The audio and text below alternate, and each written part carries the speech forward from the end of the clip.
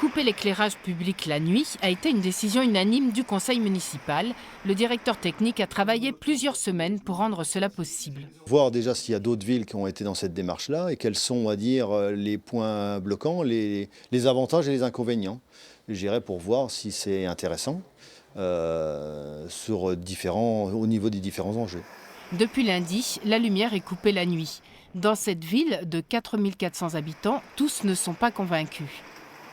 Moi, je pense qu'il peut y avoir plus de vols, je trouve que c'est pas rassurant, voilà. Pour les piétons, il n'y a même pas de plots lumineux sur les passages cloutés. S'il y a quelqu'un qui passe, il y a déjà pas mal d'accidents, donc j'apprécie pas du tout. Ce qui serait bien, c'est d'éclairer les passages protégés.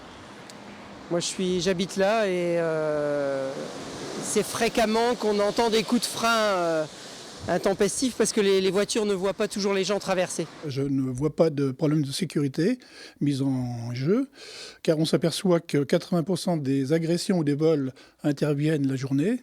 Donc, pour moi, non. Pour ce qui est de la circulation, effectivement, on doit rouler en code dans la ville, on ne doit pas rouler en phare, et je ne vois pas pourquoi ça apporterait plus d'insécurité.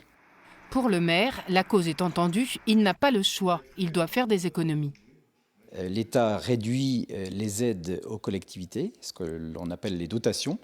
Elles sont réduites de plus de moitié en quelques années.